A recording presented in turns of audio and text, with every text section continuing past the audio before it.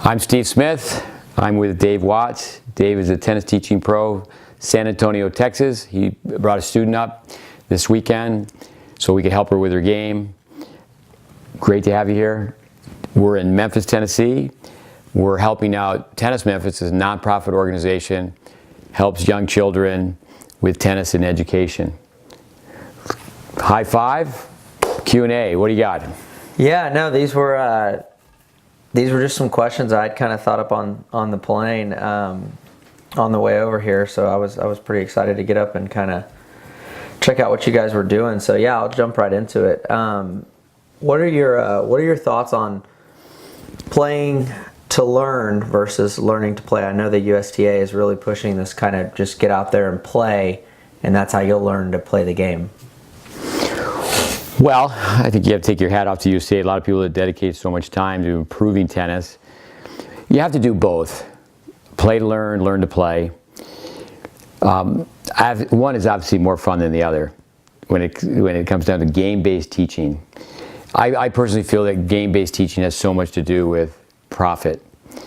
You know, you'll hear the only business is the repeat business. I'm a member of the USPTR, USPTA. For years and years, be at conferences, and there'd be more classes on how to make money than how to make tennis players. And I think that's sad. We need to circle back and become a sport again instead of just a business. But if we were to say, all right, we have form-based teaching, a lot of people would call that old school. But form-based teaching with game-based teaching, and then combine those two, and it's really principle-based. You know, when it comes down to, you can make it a game to have a young kid drop hit a forehand in the alley, and you can have teams do that. You know, we take everything. We'll have a target tournament, a form tournament. We'll have a tournament on hitting tweeners. So you have to be able to take everything and be able to make it a competition. But at the same time, I spent so many years with Dennis Vandermeer, trickery. It's okay, we're going to have a contest, and you know the kids are holding their balance. I think Welby Van Horn used to have a tournament where he'd have kids just stay on balance like this, and whoever could keep that racket above their wrist would win. But when it comes down to just fun, I travel all over teaching tennis. I see so many times kids doing a drill that's fun. The parents come to pick them up, and it's fun. And I think that's marketing. I think, you know, many times juniors are happy Monday through Friday because they're doing all these action-packed fun drills, and then when they go to tournament on Saturday, they're not too happy. Yeah, no, definitely. Yeah, I mean, it's really interesting too, because just even with you know, my student, I mean, she's won a handful of, you know, very, very intro tournaments that she's played, you know, and kind of comes here and, you know, sees what, you know, these players who train all the time are like, you know, it's kind of a totally different world for her. So it's really interesting. It's also interesting that on her first day today, you know, she didn't really hit a ball, you know, like, and which I think is a positive, right? And she did it with a smile on her face, which.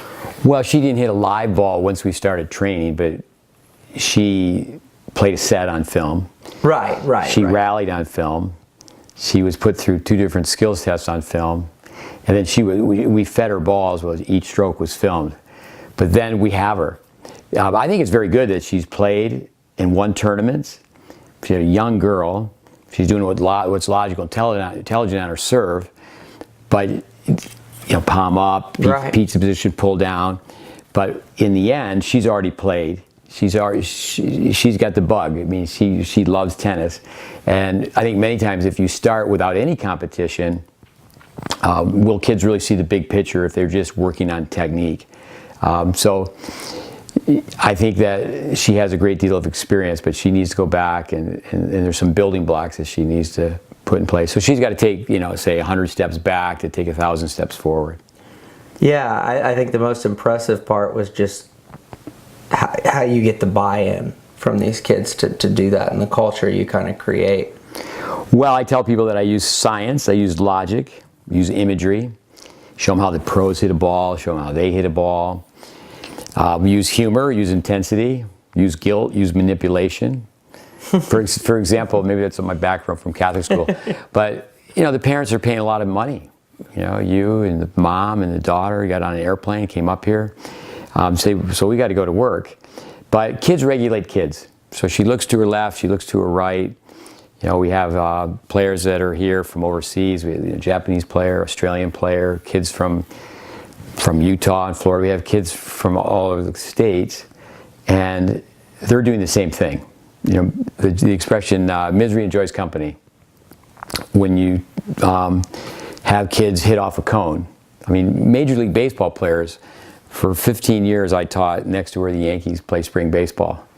And they have a swing coach, and they've got a baseball on a tee. That's just not part of the tennis culture. Yeah. You know, a baseball player is going to get in an on-deck circle and swing the bat before it's their turn. The Super Bowl is just played, and on the sidelines, the quarterbacks are throwing the ball back and forth, and the kicker is just, you know, he has doesn't have to have a person set the ball for him. He has a certain type of gadget that sets the football for him, and he's kicking into a net. I don't think the tennis people really see that. They don't learn enough from other sports. Yeah, it's so interesting to me because I think about it, you know, from a selfish perspective. It's like what advice do you have for the guys like me, like the teaching pros who basically come from a city, and there's you know, there's good tennis instruction in San Antonio, but there's nothing like what you're doing as far as from a technical standpoint that I know of there. And so what advice do you have for, like, you know, someone who, because obviously there's got to be that first one, right? Like you say kids regulate kids. Who's that first player that you get to do it where the other kids follow them, right? At some point you have to start from ground zero, right? Well, I think one thing that's helped me the most, I mean, I spent so many years with the late Vic Braden, is I document development. I film everyone. Unless they're a total beginner, we make it a prerequisite and they have to be filmed. And then we're going to make a narrated slow motion analysis. We're going to skill test. We're going to set up a written file and a video file. But with documented development, it's very easy for me to take pre-post videos. For example, we just had young coach Jeremy Wertzman here, coaches University of Indiana. His team was in town to play University of Memphis. And I have him, he was born I think in 82, 81, 82, so he's in his mid-30s. But I have film of him from the time he was 11 years old. When I worked for Braden, he had film of all these players. I was with Vic at the US Open, and John Austin and Elliot Telscher were hitting balls on a practice court. And I had watched them on film, you know, having access to Vic's library. So, you know, now that everybody's got a phone in their pocket, you really need to document development. And the expression, you can't fool a kid. If, you know, a young player is in this position, and then you say, okay, let's look at what the pros do, and the pros are in this position. I mean, how many pictures have we seen of Roger Federer like this? All right. We don't see Roger Federer like this. Yeah. And so I guess maybe this kind of, maybe you've already answered this, but I think another question that I had written down was, you know, how do you keep the kids interested in tennis with such a steep learning curve? I mean, is that the written file? Is that them seeing improvement? Is that? Oh, I think we have it backwards. I think here in the States, I have an older brother, got a PhD in Russian studies. He studied Russian hockey. I've been to Russia many times now. In the former Soviet system, every kid started with gymnastics. You got to make a kid an athlete first. When it comes down to, I know I used to teach my two boys how to play tennis, and they weren't even playing tennis, but we would just go in the basement for 15 minutes and say, for example, you trace a tennis racket on a wall, and they just have to go up to the wall and they have to place the racket, you know, the racket right where the shape of the racket is drawn in. And how old were they? Oh, 3, 4 years old. That's great. Yeah, but I mean, it was a ping pong paddle. I mean, it wasn't a tennis racket. Yeah. When it comes down to cross training, you know, we have kids. On your first day here, we had some kids who were playing lightning ball, which is like ultimate frisbee. They're playing soccer. We do a lot of different things on a tennis court. Baseball, tennis. You know, 2 young kids go out with a tennis racket, and I look at that and go, that's not going to work. They don't have the skill level. And today with all the electronic gadgets, kids really can't catch and throw like they used to be able to. So you have one kid play tennis, baseball, they catch it and they throw it. If they drop it, they lose the point. They throw it in the net, long, wide, they lose the point. And then the tennis kid just plays tennis. Yeah. So it slows it down, and we just call it, okay, you'll be the human ball machine. Right. And that becomes fun. And so combining other sports, I mean, if a kid goes so far in tennis, it was several years ago now, it was at least 3 years ago, where we had a group go to the National 12s, and we did it incognito. We filmed 50 boys and 50 girls. We filmed one angle on their serve, one angle on their forehand. And over 90% of serves had some version of palm up. This is nationals. And over 90% of the forehands had some version of not just an extreme grip, but the wrist position, elbow position, where the butt of the racket's almost attached to the kid's ear. Yeah. Yeah, that's,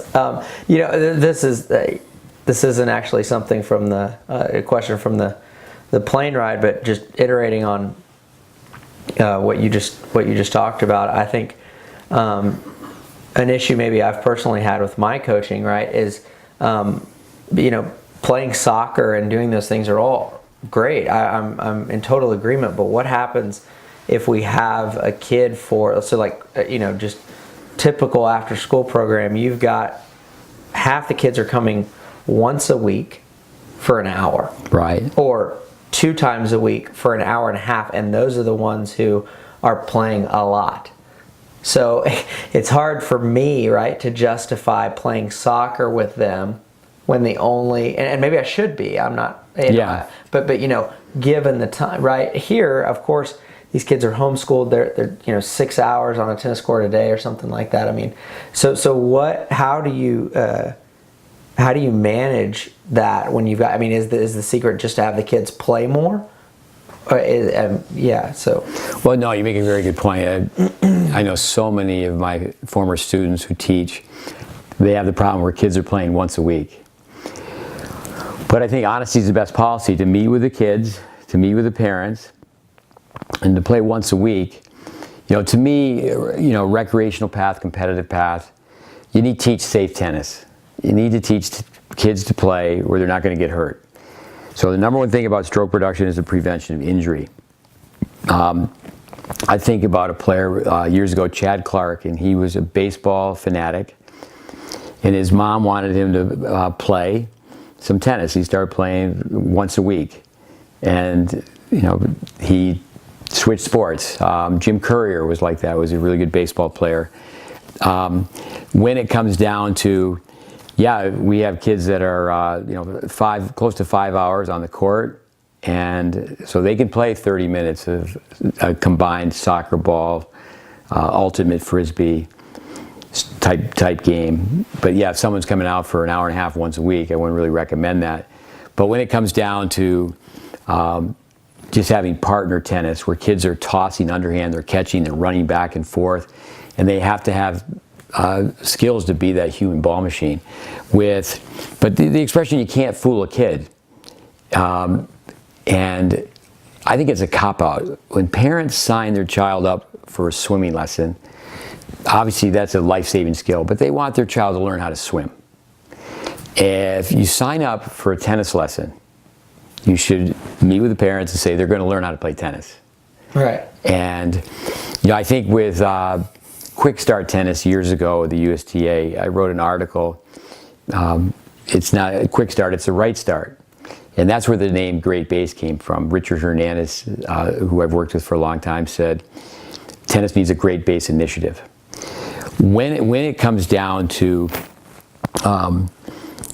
again, most tennis teachers, they only agree with the ready position, and then after that, it's like, let's just make it up as we go along. But we've got to get kids so they can rally. And I think the red ball, the orange ball, the green dot, those are great training tools. But a kid won't be pumped up about tennis until they can rally. But when it comes down to initially, if they've got a partner and the partner is tossing the ball and catching it, it's okay, let's hit 10 and then let's switch. And we can't go on to the next drill until we can hit 10. I think what happens to the younger, inexperienced tennis teacher is the kids start to roll their eyes and they look bored.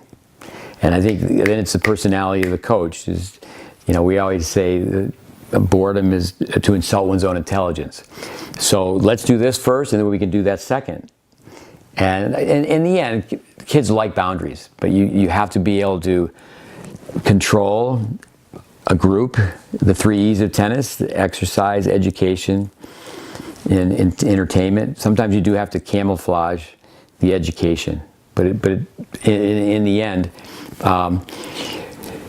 this really shouldn't happen. This was something, and Vic Braden was such an easygoing guy, but a pet peeve at Vic's was when teachers are saying, well, what we're going to do tomorrow, and what we'll do in the next class, is that you just don't slow down enough. You just keep going and going and going, and in that 90 minutes or 120 minutes, again, you work on cooperative skills, so they become a good teammate, they're empathetic, they care about others. You really work on athleticism, but in the end, if it's tennis, they got to learn how to hit the ball, and that's the problem. People are not being taught how to hit the ball. Yeah, you make an analogy, right, where you say the pros are doing calculus and the kids should be doing arithmetic or algebra. I'm not sure exactly how it goes, but can you iterate on that a little bit? Yeah, you got to crawl, walk, run when it comes down to. Mike Larscheid is a coach that I've worked with for a long time, and I think he sums it up so well. He defines the great base, and the great base is just a system of systems. You can't really argue with having a great base. So a system of systems, let me stop you real quick. System of systems, what that means, or tell me if I have this right, what that means is you've taken a handful of maybe what Vic has taught or what Robert Lansdorp has taught or all these other coaches, and you've just kind of put it into... Yeah, I mean, obviously Braden is a pillar for what we do, all his fact-based research. We have a course, Tennis Intelligence Applies, 25 hours. Yeah, there's over 100. There's over 100 coaches mentioned. Senior moment. Now, help me out. Where were we? Yeah, sorry. So the kids should be doing algebra and what you were talking about. So Mike Larscheid says that the great base, just think of that as printing someone's name. So Dave, we got the D, looks like this, and we got the A, looks like this. So then you write it in cursive, and then it's your signature. Sure. So, okay, I know you're Dave Watts. I can see the D, I can see the W, and Michael says it very well. It's an injustice to take Nadal, for example, who when he was almost up to the age of 12, he's hitting a two-handed forehand. Then young people are trying to interpret and copy what he does now. And he's so athletic and is at such a speed, they misinterpret what they do. Right. It's very dangerous for them to copy. So when it comes down to, like say for example, Roger Federer, he was taught static balance training by a Czech by the name of Adolf Kavoski. And his mother, I have this, it's a book I have translated from Swiss German. When he was 8 years old, his lessons were stand in one place, on balance, with long follow-throughs for the entire lesson. Now, you would think Kavoski would be the most interviewed junior tennis coach in the world. He's a Czech.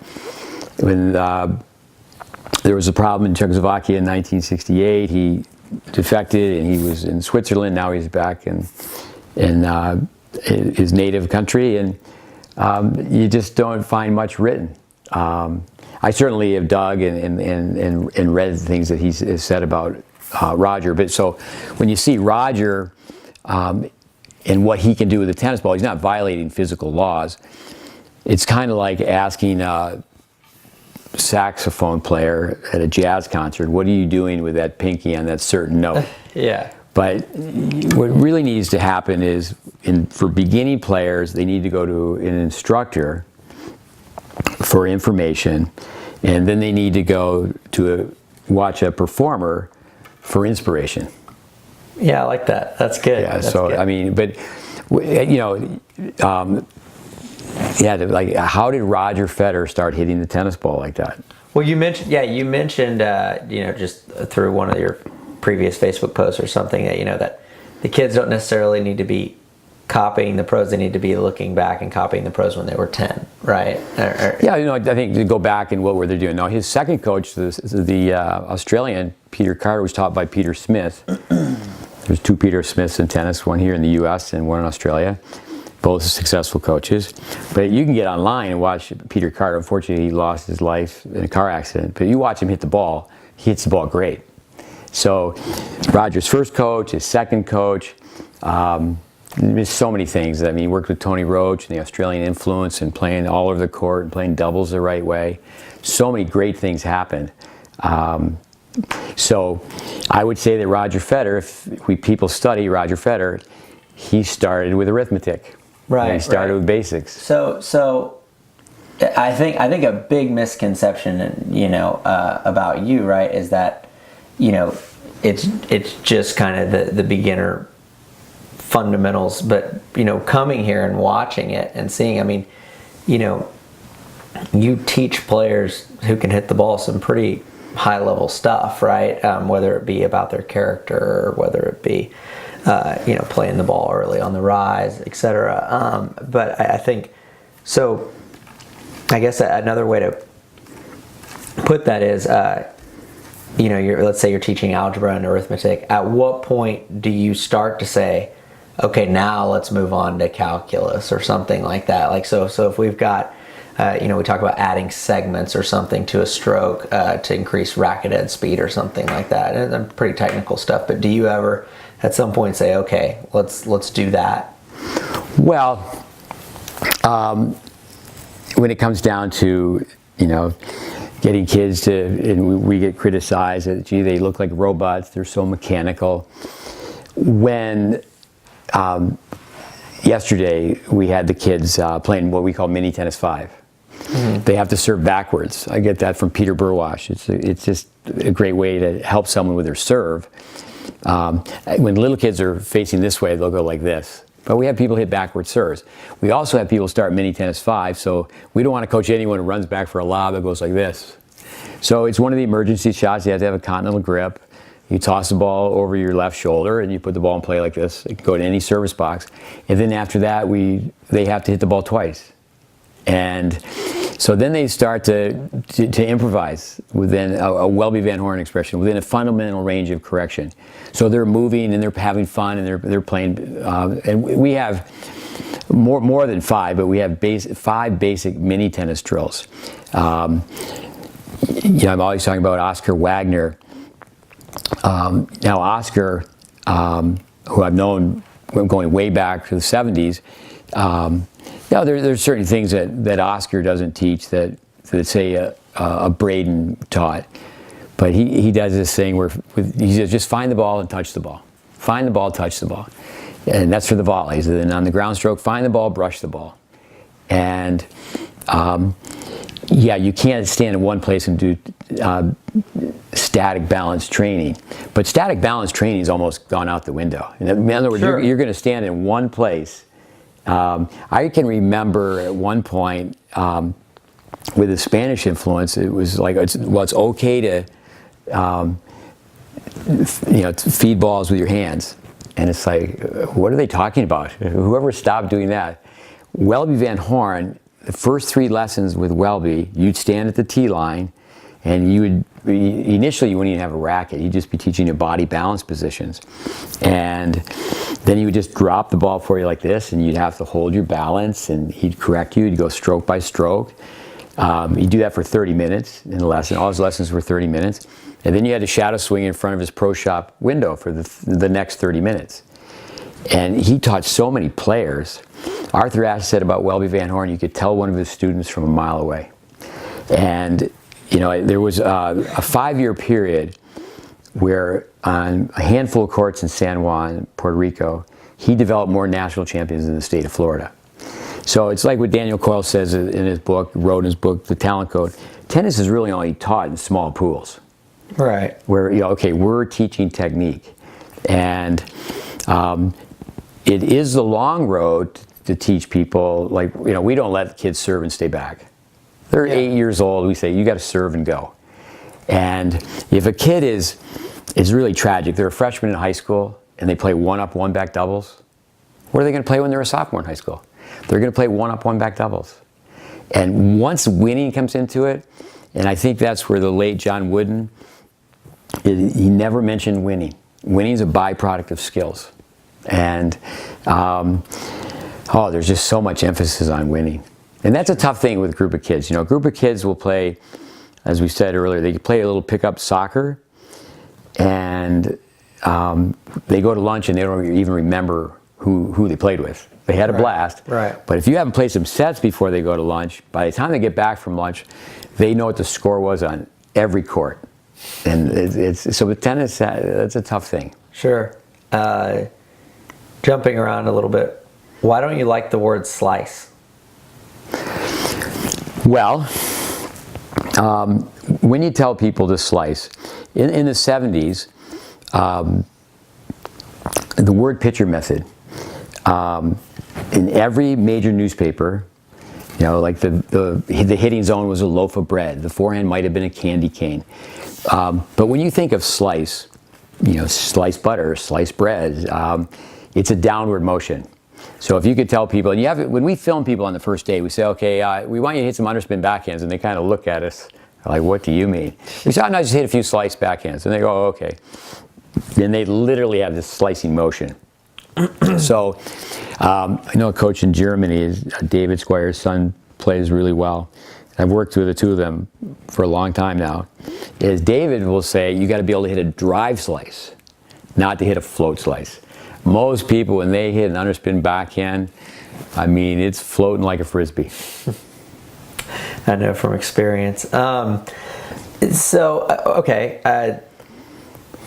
kind of leading into the next question, there's definitely footage, right, that I've looked at, I'm sure you've looked at, where you watch Federer and he's, basically hits a slice where he goes down and then comes right across the body. I know you are, I don't know, is this the algebra calculus thing? Is there, you're teaching kids to hit and track way out to the target. I think a term you use, right, is the court runs north and south, don't swing east and west. Yeah, well, the young girl that you brought with you, she needs to work on standing in one place, like Roger Federer in the lesson, 1 hour, maybe not 1 hour on the one-handed backhand, but the archways here, contact points here.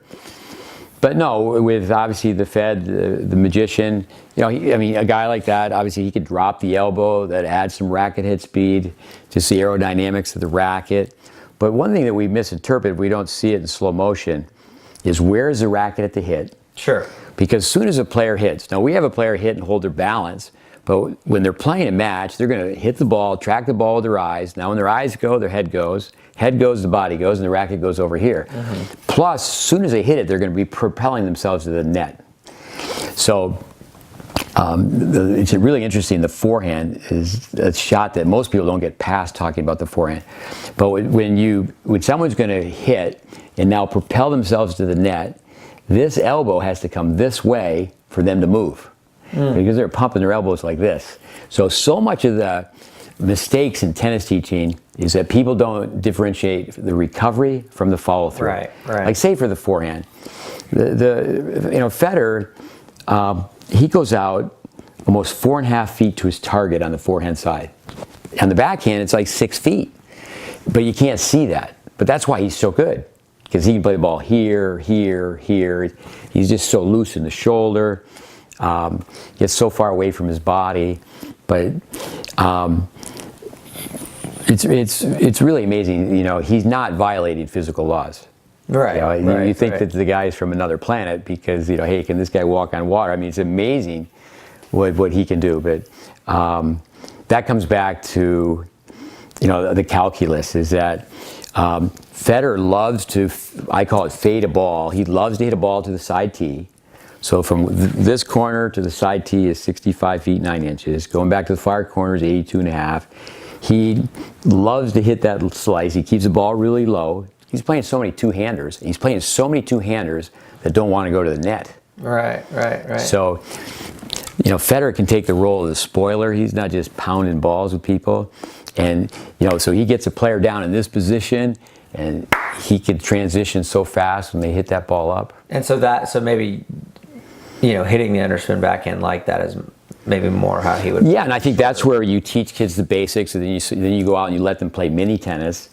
And I remember Bill Jacobson, who founded CompuTennis, said there's more variables in tennis than there are in. Yeah, so we lost the camera for a second, but Bill Jacobson, there's more variables in tennis than there are in chess. But what else you got?